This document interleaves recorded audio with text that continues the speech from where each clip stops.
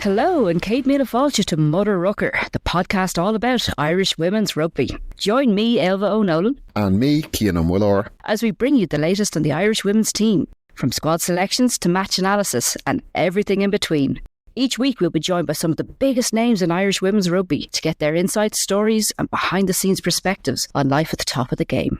If you enjoy the show, be sure to follow, rate and subscribe wherever you get your podcasts. It really helps us to grow. Now, strap on your scrum cap, get stuck in, and let's talk Irish women's rugby.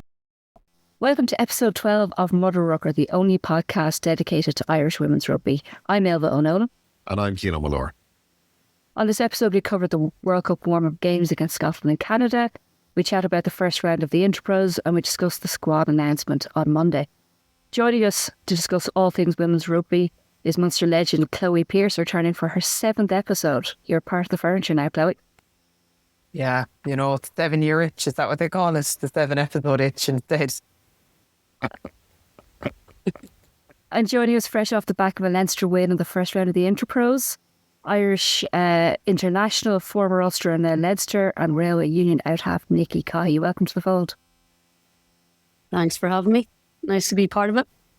Nikki, before we dive into the big topics, we'd like to get to know you a little bit better, if that's okay. Can you tell us, where did your rugby career begin? From I was really young, actually, from I was about maybe 5 or so. Obviously couldn't sit still and just wanted to be playing all the time. And one of my mum's friends actually worked in the Ulster branch.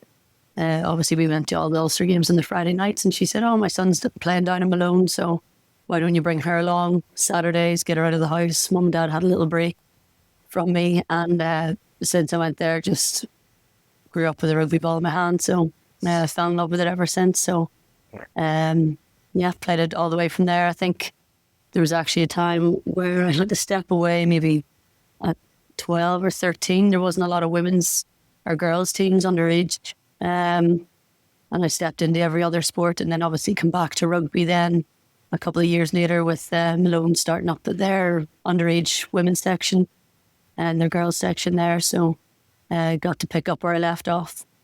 So yeah, a long time ago now. So you played with Ulster and then Leinster, and you've worn the Green of Ireland for both 7s and 15s. If you were to look back at your career so far, what would be the standout moment for you? Standout moment, to be honest, one of my favourite, your first cap is always going to be very special, but if I'm being totally honest, my favourite moment was the first year Railway won the AIL. I don't even think I was on the matchday squad. I was out with an ACL at the time, but it was definitely one of the highlights of my rugby career, to be honest, because there was just so much put into it. So much that the club, the men's section, the women's, everybody that had built, and it took years to get there, you know. So that was probably definitely a highlight of a rugby career for me, as well as obviously the first cap. That's what goes without saying. Going back to that first cap, was there first cap songs around at that point? There was. I was very young, and I think mine was CeeLo Green. Obviously the PG version. So just anything to get Forget you. Anything. Yeah, exactly. Anything to get people singing. I wasn't. I'm not mad on being centre of attention. So get a song that everybody sings, whether Chloe agrees with that or not. For someone who doesn't want to be centre of attention, you bring that guitar around with you a lot. Yes. I do as I'm told. Chloe, did you have a first cap song as well? Do you know, I actually didn't, because we played England and it was the Sunday and we were so hell-bent on going back down the road, I didn't go back in the team bus. And then the week after, we played Canada, and whatever was happening, myself, Anna Capris and Fiona Reedy actually went back to our hotel on the Canadian bus. And Anna Capris actually did her first cap song with the Canadian team. Stop. Yeah, so she did. She did Christy Moore. delirium tremors, as she always does. And then the week after I wasn't, it was like a 3-game series, and the week after was the Black Ferns game, and I wasn't selected, so I kind of missed the big night out and everything. So it was one I actually avoided. Thank God. I'd say there's few people who avoid that. You did well. Yeah, I actually don't know how I ever got away with it. I think then I was kind of in a hiatus for a few years, so no one ever really realised. Was it the new CD? Yeah, the yeah, UCD yeah. Bowl? The 3 games. Yeah, the 3 games, England, Canada and New Zealand. I think I avoided that game as well, is what I like to call it. I watched that one from home. Yeah. Yeah. Well, Chloe, there's no time like the present, so you can do your first cap song now for us all here. Listen, if you want to clear this podcast fine and fast, I'll do it. Like, Do you know, it's probably a rights issue. We should probably steer clear. You're right. This is true. So to touch on the rivalries, I suppose you two have probably had a long-held rivalry between Bows and Railway, but I think the Munster and Leinster rivalry is probably one of the best rivalries in the rugby world, certainly in the men's game. Is it the same for both of you in the women's game? I'll let you go first, Chloe. I suppose Safely. there's the Munster jersey gone there, Ailbhe. Hang on, That's the sign. That was timed. the That curse is must real. have been timed. The curse I'm That was playing very Nikki. good timing. Go Look, on, I we're mean, both ahead the anyway. Yeah, I The suppose. Leinster Illuminati's powerful. Yeah, I don't know what's going on there. I suppose the club There's a rivalry. million there.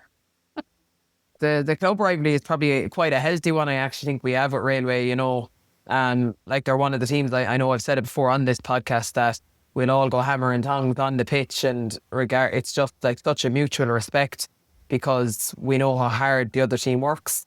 And they're one of the very few teams that I'll always happily go for a pint with afterwards. Like we've done a couple of things. Railway have stayed down. We've had a night out in Limerick. We've gone with them to watch Ireland games in France.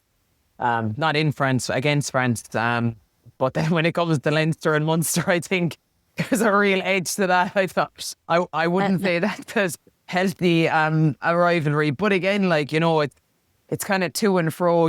They win 2, going for 3 in a row. We stop them. We win 2. If we're going for 3 in a row, we stop them. And we're back in the same boat now this year. Where Leinster going for that 3-peat, and by all accounts, we'll be doing everything in our power to stop it. But look, it's the game I look forward to every year. It's always a real battle, and again, there is a respect there, but it's the rivalry of the years, and one you kind of look forward to coming around each year. Nikki, as a Belfast woman, do you hold that same kind of emotional depth, I suppose? 100%. I mean, I obviously come up through Ulster and stuff, but I joined Leinster, maybe 2016, I think. So, almost 10 years ago, I've been playing my rugby in Dublin at Railway. I'm friends with a lot of those girls. I've kind of done a lot of my maturing and played a lot of my better rugby, I suppose, while I was at Leinster. And I feel like I owe something back to them, so I'm just as competitive. I know there's not quite the emotional ties of that I grew up in Leinster.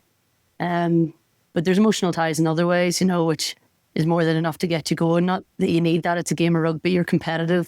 I want to win every single game. So the fact that, I think the fact that Interpros is with 3 games in a final makes it intense, going down to play a game that you're not sure anybody can come out on top on the day, kind of intensifies that rivalry. And as Chloe said, it's so intense where somebody's gone for 3, somebody knocks them off the 3-peat, vice versa. One year could be completely different to the next, especially with how much, the squads change, depending where the Irish cycle is, or injuries, or, what players are involved year to year. So I think that just intensifies the rivalry there. So I think both teams just want to come out on top, and there's no time to kind of drop your standards, or it's very risky if you lose one game because it could knock you out of the whole thing, So it's enjoyable though. You play rugby for, isn't it? those games. They're always enjoyable, you know, whether it's Bows or Munster or playing a Railway. Like you don't ever want to go into a game thinking, God, we've got this in the pocket. Like we're going to walk over these, and like nobody gains anything from those kind of games, you know. You certainly don't learn anything on the winning side or on the losing side of those kind of games. So we play for the competition as well. Well, talking about, you know, that kind of complacency, I suppose, that some teams would have, you certainly didn't have it on the weekend facing Ulster. And I suppose it would have been very risky. Ulster were looking very, very strong at the weekend.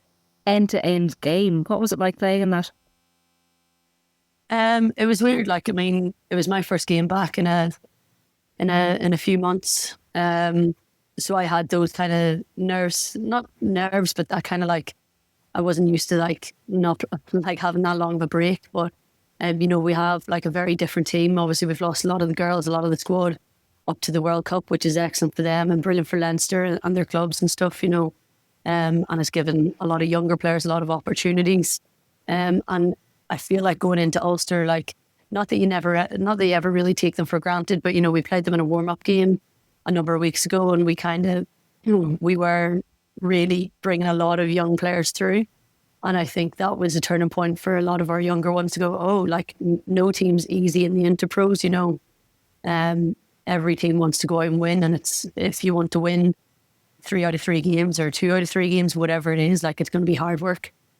So I think after that warm-up game, I think there was just a realisation where it was going to be a lot harder than we thought, and it was great. Like it was good. It was a good battle. You know, Ulster have improved so much. Like I think they've been together a good couple of months now, if I'm not mistaken. Maybe they had a good pre-season, a bit of a longer pre-season on us. You could see that they had good connectivity between their players and their forwards. They've got a few good kickers in there. You know, their skills have like really picked up. You know, like India Daly back for them was excellent off the back of the scrum. Excellent, yeah. Yeah, it was nice to see her back and running well, not in her shell at all. Like, so, like to have a battle like that, your first game, especially with Munster the next week, it's going to serve us, hopefully, you know. We'll take a lot of learnings from it, especially in what we did wrong, what we were a bit rusty on, or what we can improve on, you know. Yeah, it was an enjoyable one. You had some really, really good quality young players on that side. Standouts for me were certainly Jane Neal, and then wingers of Boylan and Brogan.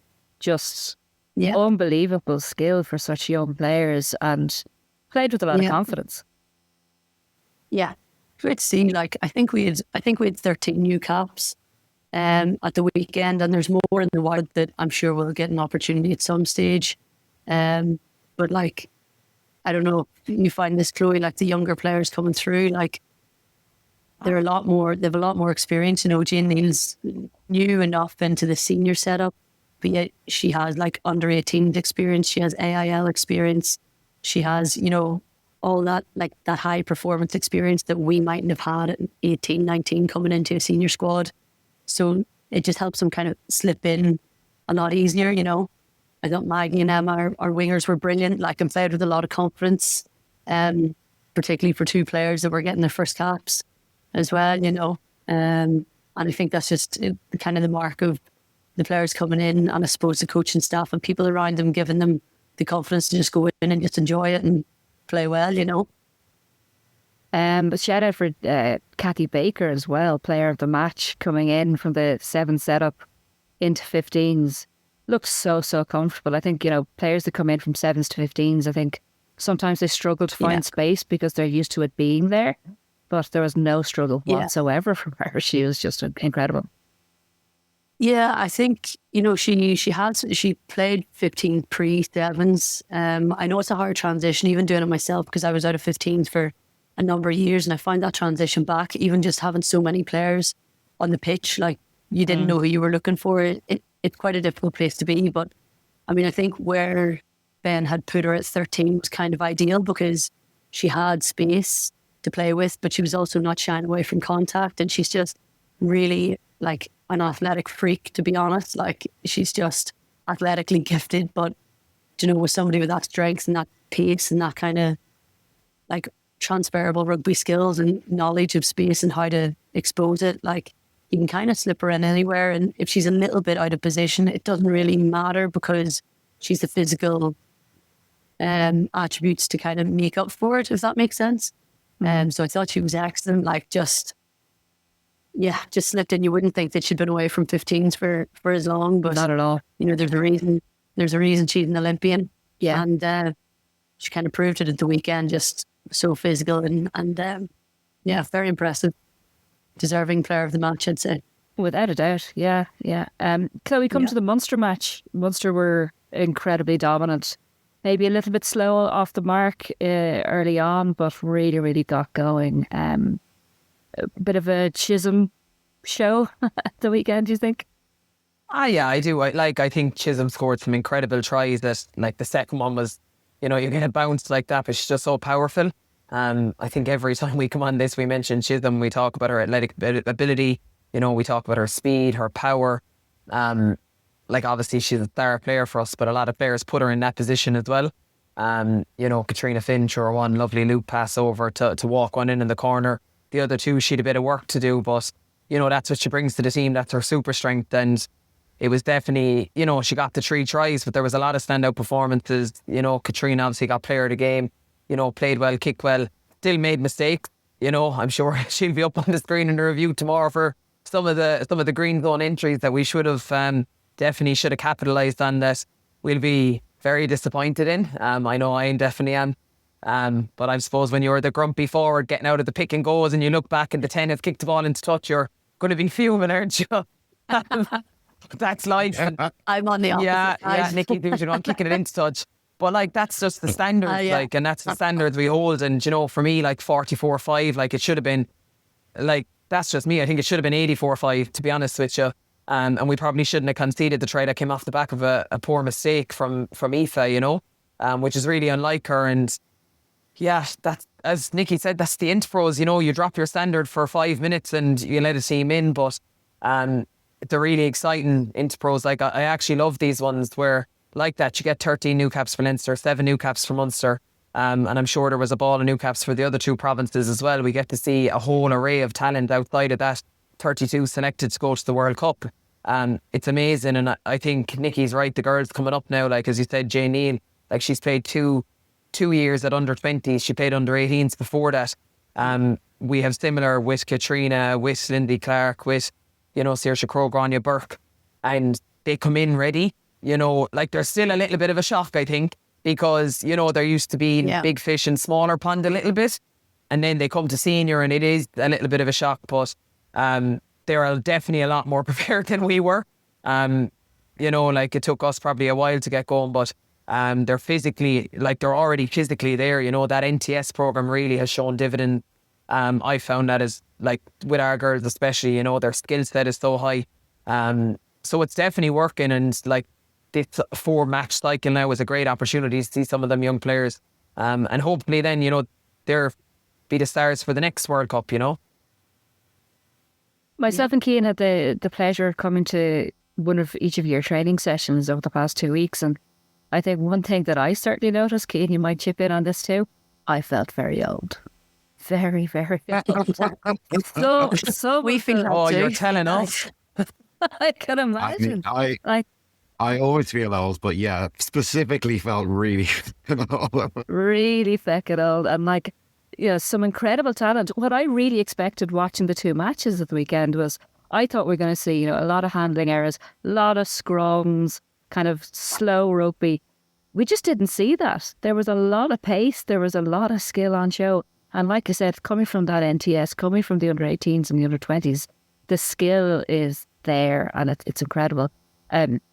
Chloe, you mentioned Ailbhe Corey there. She made a mistake for the try. There was another mistake where she made a knock on at the 22, but apart from that, I thought she had an incredible game.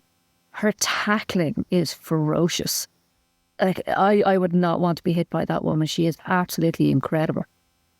Yeah, and look, I suppose that's the sign of a good player, you know, like, and an experienced player, as you can. You know, it was a bad mistake, let's be honest. And she just parks it and moves on. She goes up the pitch and scores a try 2 minutes, you know, not long after. Like, you know, I think that's sometimes where experience will carry us. You can't bring one mistake into the next 5 minutes. You just have to be able to park it and move on. And she did that. And she did that really well. And in fairness, like I'm saying, Katrina, had a great game and she made a couple of errors, I thought, but she kept plugging away, you know what I mean? Like, and she just had the confidence to keep going and keep trying things and keep throwing the big passes and the kick throughs. She'd one beautiful chip and chase and then she put the boot to it again and we won a turnover and we ended up scoring off it. Like, so that's what you want. Like, you want people to have that freedom of play and, take the shackles off when it's on and not be afraid to make a mistake because, that's not what we want to see. We want to see players falling out and everyone wants Jouet, but, it is fantastic to watch when it happens. And I think that's what the AstroTurf kind of gives you as well. We're talking about fast-paced games. I think the AstroTurf kind of adds to that. Like, it's a much quicker game with it. So looking ahead to the game at the weekend, Energy Park, Leinster versus Munster. What are we feeling, Nikki? Feeling a very tight game as usual. Could go either way.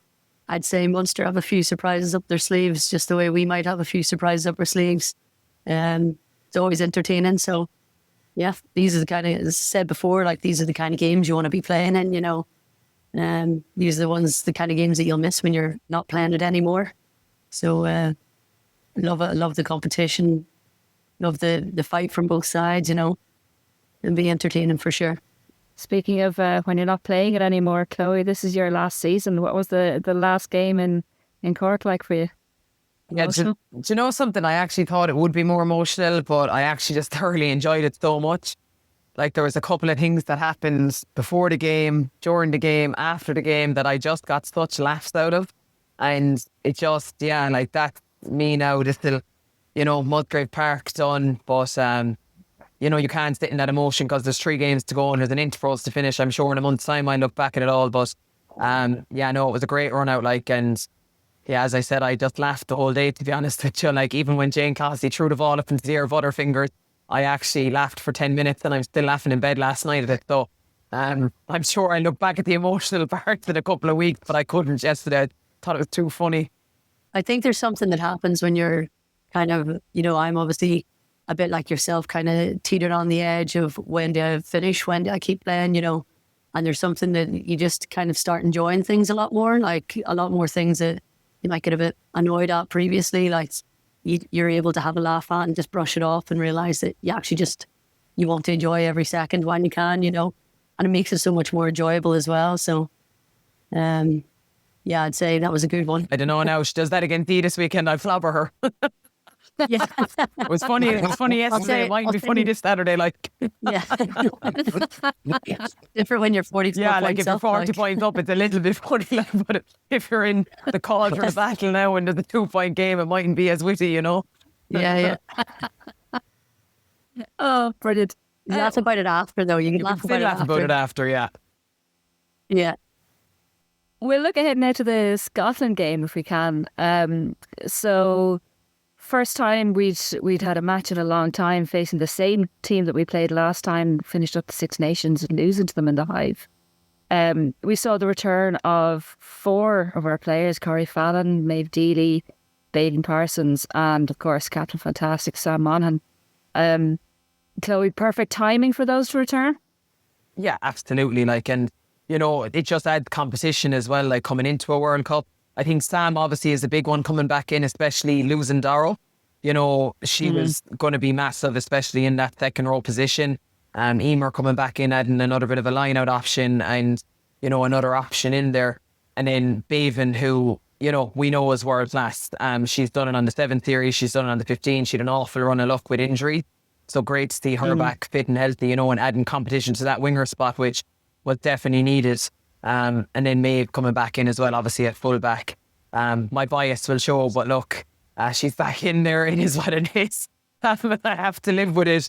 But, competition is competition, and that's how you get the best out of people. If you've 3 really good fullbacks going hammer and tongs, they're going to push each other to be the best, and that's what you want from a squad. So you can't complain when you have players like that coming back in. So, Nikki, Ireland had a bit of a slow start there. We conceded 14 points unanswered initially. What was the cause of that slow start? What were Ireland failing to do? It could have just been down to multiple things. There was 2 games. I know we're only looking at Scotland, but there was 2 games against Canada. It was a slow start as well. It could just be a bit of rustiness. The last game was Six Nations. Could be a little bit of jitters as well. There's a couple of new players there, a couple of returning injuries. People just trying to build that the connection between players and pieces, and things just not quite going right, or nerves as well. You're still waiting on you might be playing your way into a squad or out of a squad either. Just little tiny connection pieces, but you can't really afford to have a slow start in something like a World Cup, because you'll make a real uphill climb. If you come out firing like they do, say second half, you're just giving yourself so much more of a chance. And it still allows you to it'll give you if you start hard and you're that team that goes 14 points up initially, it kind of allows for a bit of a lull where every team has it, where there's a couple of minutes in the game where you might not be fully focused, you might switch off, but you're not chasing the game at that point. You're just trying to keep that 2 tries up, and just you can relax a little bit more around that. So they'll go back and they'll do their homework on that, and I don't think there's going to be any need for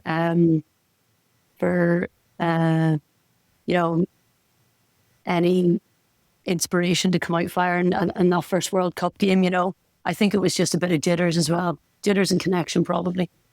I think certainly the jitters were probably the cause of a lot of our handling errors. It's a bit of an old demon of ours, is that we have a lot of unforced errors with our handling. I know Kira Patty on her debut, she had a few of them, but again, like that, you can't help but have that. I think on your debut, intense game against old rivals, it's not something that you could really hone in on and look back on. Just scratch it and move on, really. Yeah, I think you just have to learn from it, and you're coming off a couple of weeks good intense pre-season as well. People are raring to go, and sometimes if you're overexcited or overstimulated too, you're a little bit in front of the ball or a little bit too flat, or you throw the pass a little bit too hard, you just have to be able to almost relax yourself and build your way into it, and not force it too much. So it's something maybe they'll look at going into the first game of the World Cup. I'm sure it's something that they'll address in camp with themselves, to be able to come out firing and in the right headspace, to get hopefully a quick start. There seemed to be, Chloe, some really good game management across that game. We certainly didn't panic when we were 14 points down, back to within 2 points at half time. We saw Sam Monaghan go off. They're obviously managing her return quite carefully, thankfully, says me. But there was a lot of changes. We emptied the bench pretty quickly into that second half. We put on what would arguably be our starting bench in the second half.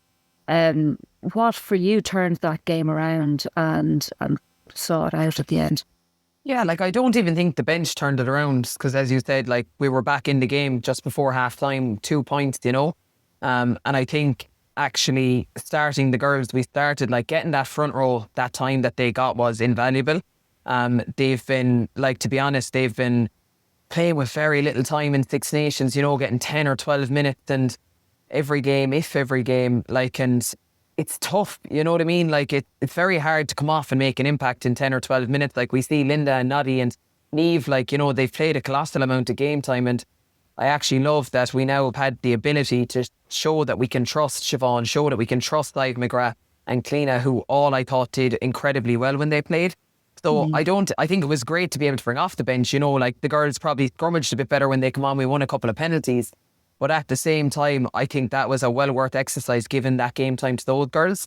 Getting Emer Curry back, getting game time under her belt. Obviously Sam, she was capped at 30 minutes or whatever it was, but wasn't it great to have her there? And I thought she was punching onto the ball. When you're losing Dower and you're losing Wafer, you really need someone in that hard carry, And that's actually what I thought we lacked a little bit against Canada, was someone to really punch holes, which allowed us to play front football. And in the back line, Nancy McGlivery comes in her first cap. Eve Higgins was there. Bevan was her first game back as well, and Maeve Dealey her first game back. So there was a lot of new, as we said, a new combinations there, and that's going to take time to bed in. And you can run 15 versus 15 all you want in training for as long as you want in training, but not in beat game scenario, And I know there's probably been a real heavy competition between, possibles and probables. We've all been there. But at the end of the day, until you put on that green jersey and walk onto that pitch, the intensity will never be matched in training. It's just not possible. And that's probably what Kira Patty lacked a little bit in. Hasn't played a lot, many Interpros, hasn't played, AIL finals, hasn't been in this. So, that was probably a real melting pot for her to step into. And unfortunately, probably didn't cope as well. But in fairness to Scott, he gave her another go at it at the weekend and she definitely played a little bit better. But she probably just needs time and caps, to get that Inter to be up at the level of what we kind of need and expect, I'd say.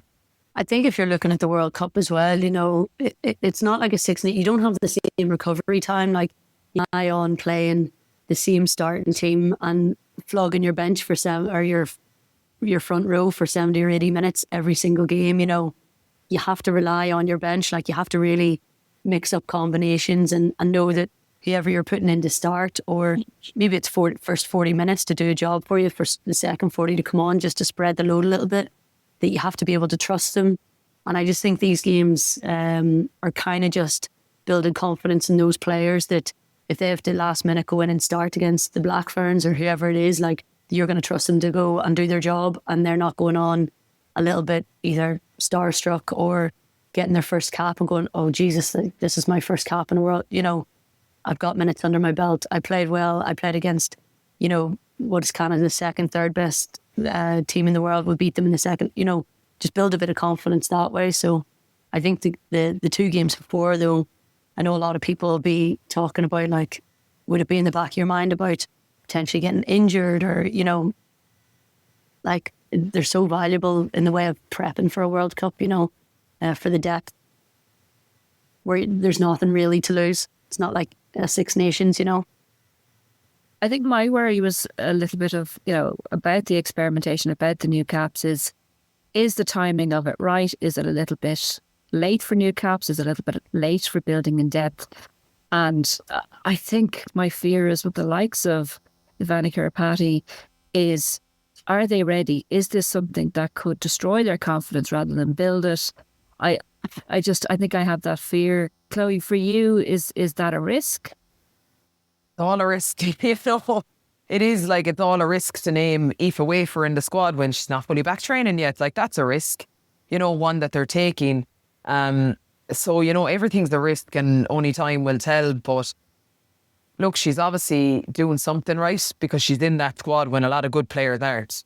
So, what we saw 2 Saturdays in a row, maybe there's a lot more to her that we haven't seen. And I'm not saying she shouldn't be in the squad. I just, from the games, I wasn't sure, I thought there was other players maybe who could have gone in there. But yeah, like, some players then really impressed me, like Fiona Chute. I thought her best game, like the best game I've ever seen her play, was against Scotland.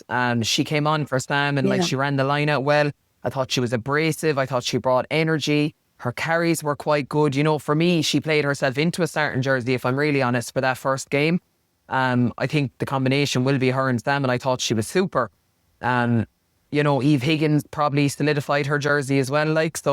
That centre partnership obviously is a massive battle at the moment between 3 high quality players and then another first cap who, in fairness, didn't do too much wrong in her first cap, So, everything's a risk, and everything is, there's going to be risks and there's going to be rewards. And, we're going to see that unfold over the 3 or 4 weeks. And we're not the only team dealing with that. People are going to get injured and people are going to give other first caps. And, it's going to be a battle of depth as well, as Nikki said, because you can't play the same team 3 weeks in a row. It's just not going to be viable. You mentioned Linda earlier on, and I think my moment of the game was she comes on straight into a scrum. We looked like we were creaking a little bit scrum time. Scrum penalty. Pops the front row. Scrum penalty. Unbelievable. Just shows her influence on the game and how powerful she is as a scrummager. Yeah, but I think that's what you expect. I don't know about you, Chloe, if your fresh front row comes on against tired legs, like, you expect that. That's especially up at that level. Very impressive. She's very powerful, clear, very fast. I think during one of the Celtics, I think she outran Chisholm for one of the things. So, really super athletic, but definitely, at that level, that's exactly what you expect your bench in any position across the park to do, like, is to pip somebody who's been on the pitch, tired legs, and outdo them there, you know. That's what you want from your bench, exactly. But I suppose on the flip side, what's probably more impressive is Linda wouldn't be used to coming off a bench. She's used to starting and being able to feel her way into the game. But I thought what was impressive was being able to come on and be able to do it straight away when that's not what you're used to. That can be hard for players to transition coming off a bench to starting a game, and vice versa as well, you know. We might look at the Canada game. Nikki, you already mentioned it. It was that kind of cliche game of two halves. Half time, I was kind of thinking, we could just end the game there. That'd be fine. No injuries. But we came in the second half, and I don't know what was said to them at half time, but it worked. I think now I missed some of the first half. I was in work, so I kind of finished and straight onto the game. But you missed nothing. From what I got was, you know, the worry that I would have going forward. It was an excellent second half. They come out absolutely firing, and they for sure like on points and on, I suppose, even if you took points out of it, like watching the game, they won that second half. You have to be able to realise, you know, in the first half when you need to change the game plan.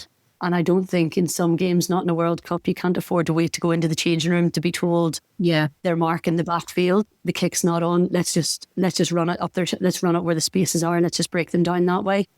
And once then they clear the back and realise you're not kicking, then you can change back into that. And I think it's risky. I don't know if they have the freedom to change that on the pitch, but I think if you can spot that early doors, like that can change the whole game, because you can get into that second half performance halfway through the first half and you might be half the points down, and then you're talking about a second half where you could potentially win the game, you know. But like the ferocity that they come out in the second half is definitely has to be a confidence booster. Like those Canadian girls are huge, like, and they're strong and they're like athletic and they are like feisty, and to be able to match that and better for the second half was brilliant, you know. It has to fill them with confidence, surely. Yeah, Chloe, looking at the first and the second half, what changed in terms of the Irish strategy, and how did it work? Yeah, I think we stopped leaking. Like we started poor with the ref in the first half, you know, like we leaked a serious amount of penalties and we just invited them on top of us. I think we really struggled to get like double hits in to slow down. Like that's what we've been banging on about the whole Six Nation, that our defence has been so good because we've been that relentlessness of double hit, slowing the ball down. When we didn't do that, we really struggled to fold, and Canada just played front foot. The nine was class for Canada. She kept us on our toes, whether she was scooting herself, whether she was scooting and throwing Gregan back on the inside. She was hitting the 10, she was hitting the 12, and then we just weren't folding quick enough to get out and get square to match that. And to be fair, like I thought Canada left a lot of points out there. They had a lot of ball to deck on top of what they actually scored. So I think Nikki's right. Like when we go into a World Cup, we can't wait till half time to do that. And to be honest, we've had this conversation before about when we played France. You know, we're a real Jekyll and Hyde team sometimes. And to be honest, after the France game the weekend against England, I'd say the same. You know, it's how do we break that? Because when we play New Zealand, you know, if we don't start well, we won't just be 26 points down, we'll be 46 points down, you know, and then there's no coming back. I know we've beaten New Zealand, you know, last year, but like I think they'll be coming with a chip on their shoulder, and if we don't start well, we're going to be in such an uphill battle. Now look, there's resilience in it. In fairness, to come back out and put in the performance that they did in the second half was absolutely class. You know, the girls really showed like we're not just going to be walked over here.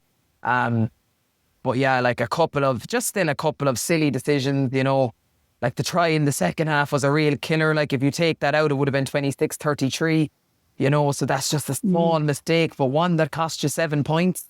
And then even a couple of the conversions, you know, in both games, I would have said like Dana's kicking the ones from the touchline, missing the ones 10 metres out. It's really frustrating. It must be like, I'm not a kicker myself, but you know, it's incredibly frustrating because all those points add up. You know, and when you come to World Cups and hopefully come to knockout games, they're going to matter. And we're going to have to stick them in if we want to be in for the 6-week block that, you know, we're all hoping to go to England for.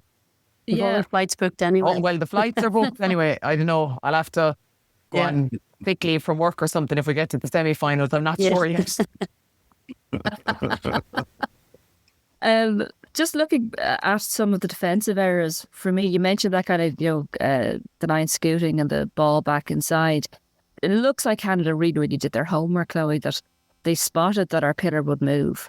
There was, one of them I saw, Ruth Campbell, she was sold instantly and, gated open behind her and they're straight through. That's an easy enough fix, right? It is, but that's instinct. I'd say there's some players now when we go into the AIL where we would target that as well.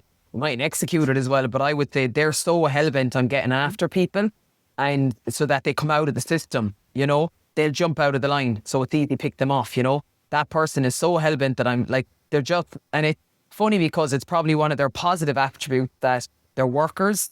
So they're trying to work so hard to make as many tackles as they can that they're prepared to leave the system and they don't even realise it. That kind of way. So that's probably what Canada did well. And that's something that players just have to recognise, that if you're a pillar, you're staying, then, your 10 has 9, your 20 has there, and then if ball goes, you move one and you have the inside. But again, that's easy for us to say sitting here when you're in the heat of battle and you're on the Astro and it adds 2 degrees of heat and it would look like a warm day. It's easy to say that, if I'm the pillar, I'm staying, versus when it happens in a split second, that's where the decision making comes in. So, but again, you'd hope now Root won't make that mistake again. The systems are great, defensive and attacking systems are great. But at the end of the day, everything's heads up rugby. Anything can happen if you're folding into that position. Still have to keep eyes. Is somebody coming around with me? Am I going to be leaving? And as Chloe said, it's easier said than done. We all make our mistakes on heads up rugby. It's easy to look back on and say, oh, well, actually, you should have done this and this. But again, when you're at the highest level, there's very little room to not make the right judgment or the right call, because other teams they're just going to pip it off straight away. And they've obviously spotted something. They've done their homework. They did the homework on kind of what Ireland's plan would be. And I think there's maybe a little bit of you need to change that up as well, because if you're using the same game plan for every almost game, teams at that level are going to kind of pick that out very quickly, unless you want to adjust it. You maybe go in with 2 game plans, change it as and when you need.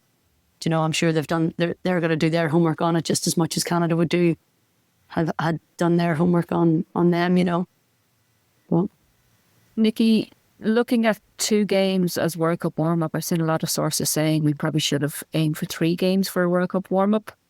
What are your thoughts on that? My fear would be injuries. Yeah, I listened to what Scott said about it, and I kind of agree, you don't want to be peaking before a World Cup. And as I said, the World Cup, if you're in it the whole time, is 6 weeks long. At the Six Nations, and Chloe, you've been part of a Six Nations as well, you're exhausted by the end of it. And there is a lot of managing that goes on, sharing game time and a lot of tactical changes. And if you play 3 games going into a 6-week block of games, that it just takes its toll. And I just can't imagine the players would peak after playing 3 international games a week or 2 weeks before the World Cup kicks off. It would just, for me personally, I wouldn't like that. I think 2 games is perfect. Adjust, you take your learnings from it and you go straight in and aim to peak at the right time. And I think he's right in what he said about tired bodies and stuff. There's no point in overplaying or overshowing your cards either. I wouldn't agree with the 3 games, not even just for injuries, but for the tiredness and the managing players load. Would it be beneficial? I don't think so. So, your thoughts? Yeah, the way what's wrong, what's right. It's a tough one. Yeah. The only reason I would say I would have loved a 3rd game is because that squad was picked before Saturday, and I just think.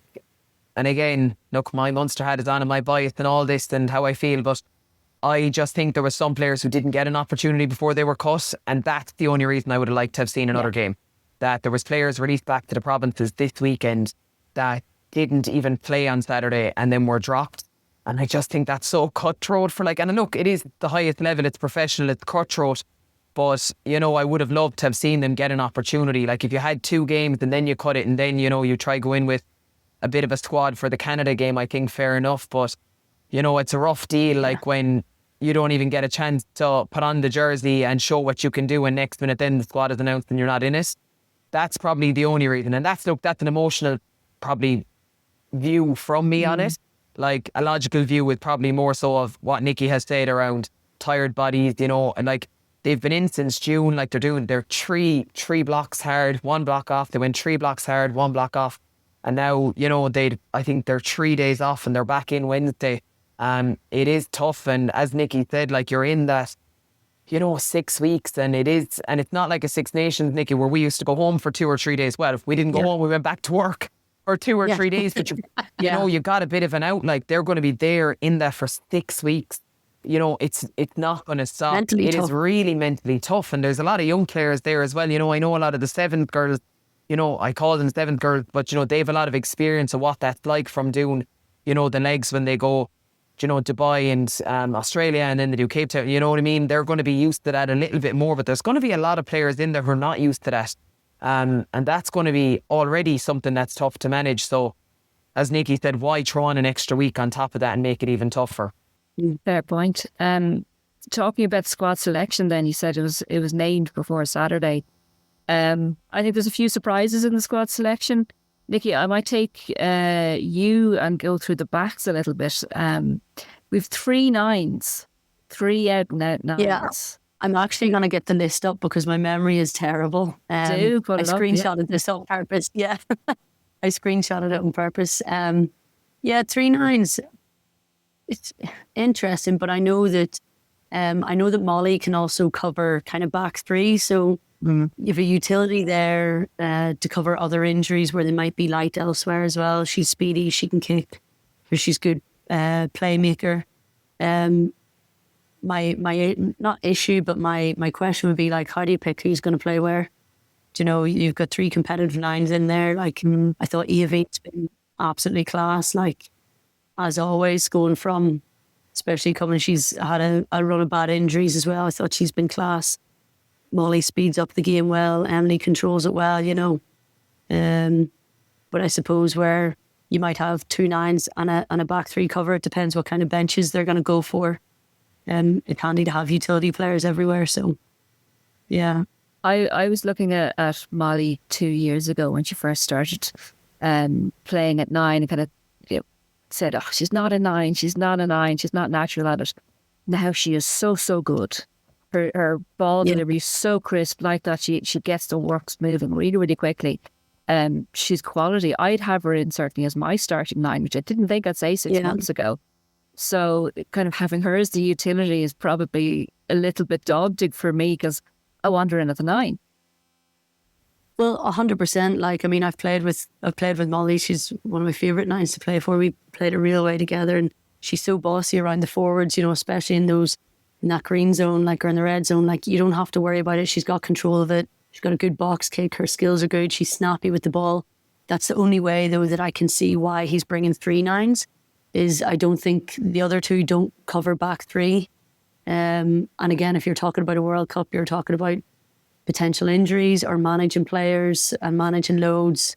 Do you know, it's just another option. It's not to say that she's not there as a 9, of course. Like she is a 9 initially, but she does have the benefit of covering another 2 or 3 positions, like if you need her to, you know.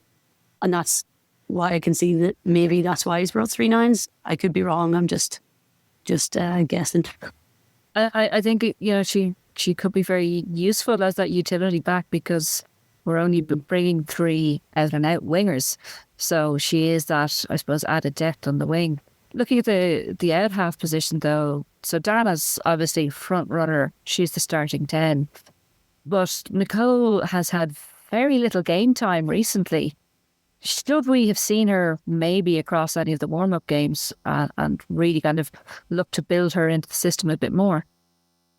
Yeah, I think with Nicole, like Nicole's obviously just returning from an injury herself. So obviously the risk and reward of playing her in those warm-up games obviously just wasn't worth it. And I think I tend to agree with it because what Nicole brings is experience.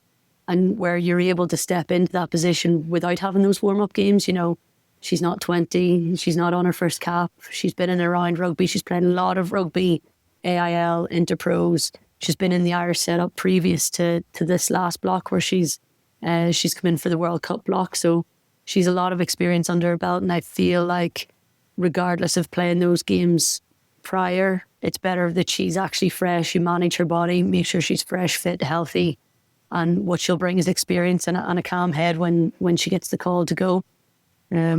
She's a nice calm player to play under and to play beside. So I don't think it was necessary for her to have to play those first two. Okay. And obviously Dana, more game time she can get with the players around her, the better. The more practice at managing the game that she can get, like the better. The best way to win is by play, or to learn, is by playing games. Although she's lots of caps and she's primarily played at Irish, at Irish level, like you just need to play as many games as possible, learn as much as possible. Looking at then the fullback position, Stacey Flood, really, really talented player at fullback. Good defensively, but I think her strength for me would be her ability to come into the line and attack and just add that extra playmaker role. We saw it at the weekend. One of the tries on the wing was just created by Stacey Flood, opened up her ribs to a whole world of hell, but flashed the ball out wide perfectly and allowed Parsons in for the try.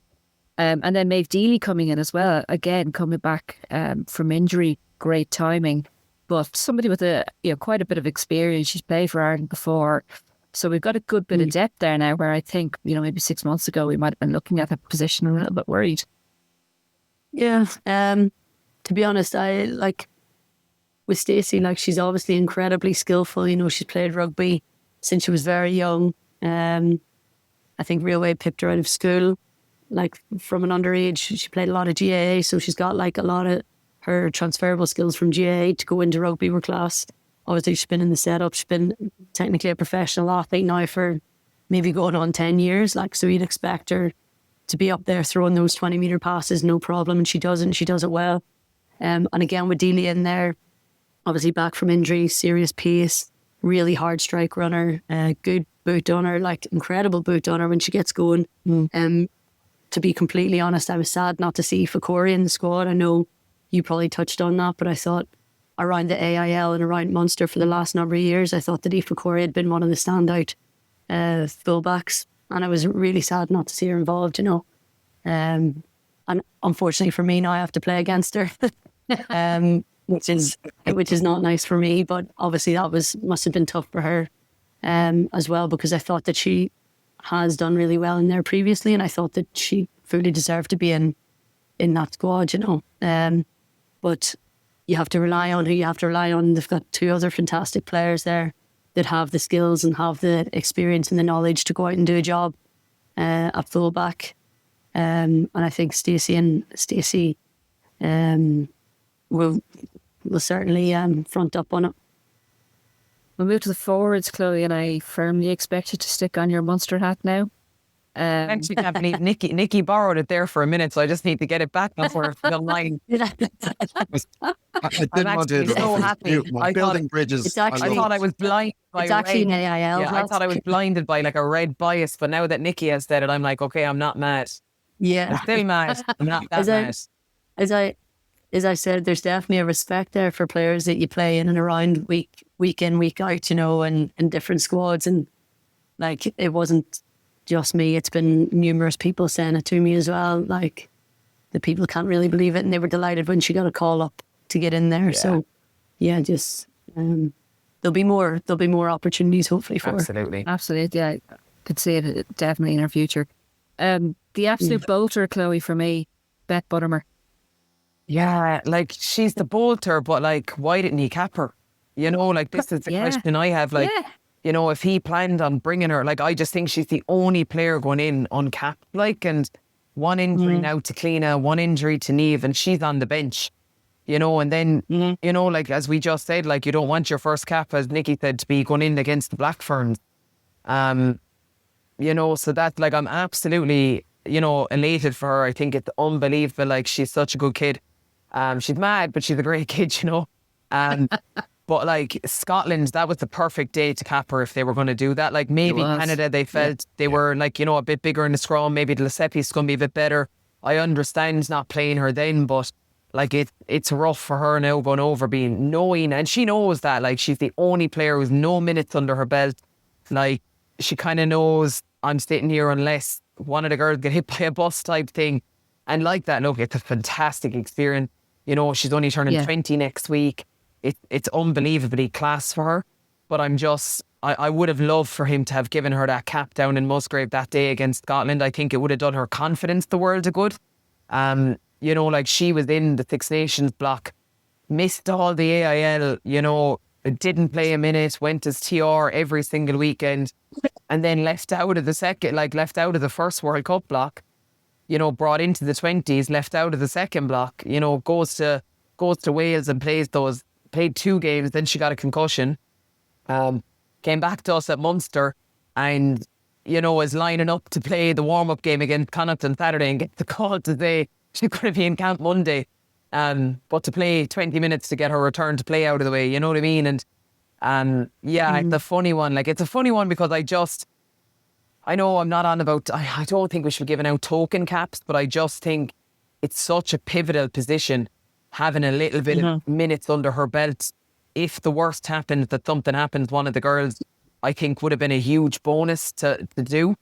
But look, it isn't. She's there now. You know, it is what it is. She's going to gain loads of experience. And like that, I'm sure in 4 years' time, she'll be the starting hooker or else pushing the girls very, very close. But it's an unbelievable day for her. Unbelievably proud. I'm delighted for her. But like that, you know, as we said, like myself and Nikki have touched it, like it's a 6-week block, you know, it's mentally tough. And, you know, she's gone over there now. Like, so, you know, the girl's just going to have to look after her a little bit as well.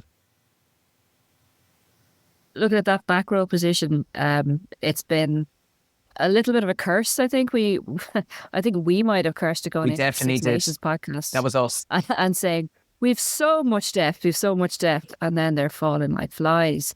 And, you know, like you said, we've lost Dorothy, we've lost Erin Kane. Tricky, bit of a knee injury coming into it. Waver out at the moment, but in the squad. I'm going to say, Lisa, you don't have to. How's Dart not in there? Yeah, it's tough. It's tough. Like, and like one of the reasons, and you know, when I saw her down in Cork, I thought, brilliant, she's going to get in, you know, like, and in fairness, came on and did very little wrong. Got a try. Like, look at them all try, but she still got it. Like, I would say, like, just from going down there that day, right, and from viewing the girls, they are absolutely massive. They are. I saw Brittany and I said, Jesus Christ, she must have put on, she must be up about 5 kg, and it's pure muscle. Like, even Jane came back last week. I went with her for the warm-up, the contact warm-up, and I said, well, I won't be doing that again. She's huge. Honestly, she's massive. And that's what I do personally think that might be it. It might be like a size issue. But then I think, like, you know, when you're in the pit of it and it's not working, surely you want a point of difference and someone who's going to do something different. And that's where I would have. And she is that player. And that's her, like, and that's why I'd have had her in there. You know, like, really disappointed for her. Like, it is cutthroat, you know, but yeah, I'd have had her in the squad, to be honest, because I just think she's that different player. She's going to add something. She's probably going to go outside the system, let's be honest. But like, Noddy and Linda went outside the system last week against Scotland, picking the ball, like jumping into throwing mad things. I was kind of saying they need to relax a minute. So I don't know. I'd have had her I don't in think you can have too many like that, though. Yeah, no, I know. Sorry, I think that's it, and it's a toss up between then, because I'd agree. Like, I was shocked not to hear her in the squad, you know. But I just think if you have too many that go outside the system, then the system falls apart. Absolutely. So it could be that or the size, you know. I'd say as a player, like, she needs to keep her bag packed, because if that back row curse keeps going, she's on that plane, and if she's not, I'm storming the IRFU offices. Yeah, I think they all do. You know what I mean? Like, the squad, like, when we look at, like, we're looking at 2 back rows who potentially aren't going to play the first game. Like, you know, it does seem a little bit mad, like, that we're not bringing extra players over. I suppose the fact it's only in England, like they're only a call away and literally a day's flight. Like, so I'd say there's a lot of those girls who'll have bags packed and have to prepare that they're going to be going over, you know. But they also then have to go back and play with their provinces and, you know, no bars hold and make sure that they're putting in performances there, because you'd imagine he'll be watching that, just, you know, keeping a quiet eye, like who's holding back and in case I get called and who's not, like, because if you hold back at all, like that's when you actually get hurt, you know, the way if you're not going 100% committed. Yeah. It's a hard place to be as well, especially for somebody who had their sights set in a World Cup to come back and play in Interpros. And like I hold Interpros in a really high regard, but would I be happy to play in Interpros if my heart was set and going over and playing in a World Cup? I don't know. I suppose it's the mark of a player to come back with the right attitude and just get stuck in. Very difficult space to be in, but I think you have to kind of credit anybody that does it and does it with the right attitude, you know. I think it depends on the tenure and the life cycle you've been in there too, you know, like Kate and like obviously Jane's been in there for a year. Kate Flann was only called in, you know, like we spoke to all the girls, obviously rallied around them. They came back, they, you know, had fantastic games yesterday. Like this has been their life for 4 years. You know, you have to appreciate that. Like she was the best back row in the country by a mile. ACL injury, new coach comes in, different style of player he's looking at and finds herself out of favour. And now, you know, this 4-year dream has now ended. Not fully, but essentially that's what's happened. So, you know, like I know, like Derb took herself out of contention for selection last week because of that reason. And to be fair, you have to respect that as a player, a teammate and a friend, that someone has decided to do that for themselves because they didn't feel they'd be in good space. Like I've all respect for that, you know? Yeah. It's huge maturity to do that. Absolutely. Yeah. So I think we might move to the final element of our podcast, which is where Cian comes to absolute life. He's like a giddy child. Nikki, I don't know if you're familiar with this. This is the lucky dip. The lucky dip. Do I need to be worried? Yeah. This is Ailbhe's favourite part of the show, and she tries to make it out like it's just me who's at this. But she loves it. And My guilty she's like, pleasure. It makes me read it out, so I sound like the child. But honestly, she's just as bad as I am. Right.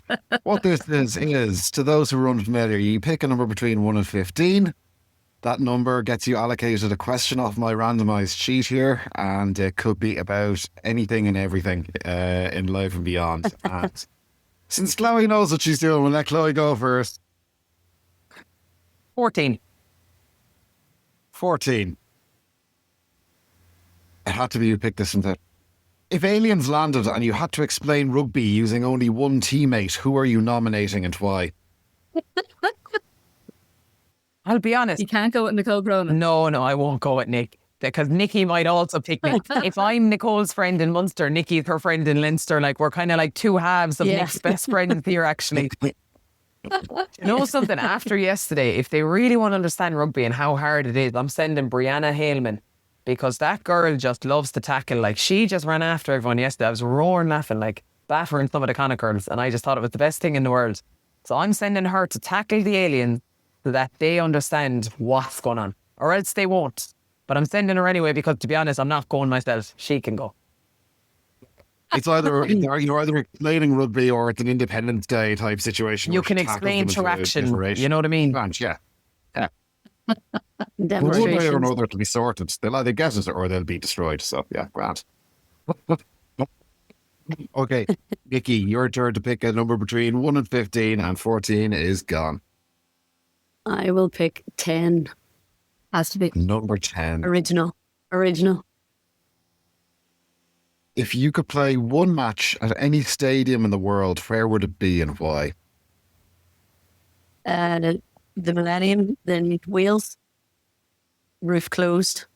Six Nations match. Ireland v Wales with a packed crowd. Would have to be it. That's And there would have to be a Welsh choir. There would have to be a Welsh choir singing in the stands. Frankly, That'd be class. if Wales are playing, like, there's no chance that there's not going to be a Welsh choir there. Hard to get Yeah, away. exactly. I wouldn't even care that they were singing for Wales. I wouldn't care. Just to soak in that atmosphere. they put on a hell of a show in the Six Nations. They played England in the Principality, and I thought, they'd be drowned out. They wouldn't get enough numbers. My God, they made some noise. Like, what an incredible. It's probably one of the stadiums I haven't actually went over to watch. I went over to watch one of the women's games. I think they were playing England on first Six Nations I played. Larissa Muldoon was living over there at the time. And it was my first time in the stadium watching a women's game. Now, it was really drowned out then. There was no atmosphere because it was way back when. But I remember just standing, like, just incredible place, I'd say, to play. Lovely. Brilliant. Well, you've survived the lucky dip. I'm just glad I'm not getting asked those questions, especially about aliens. Jesus, King.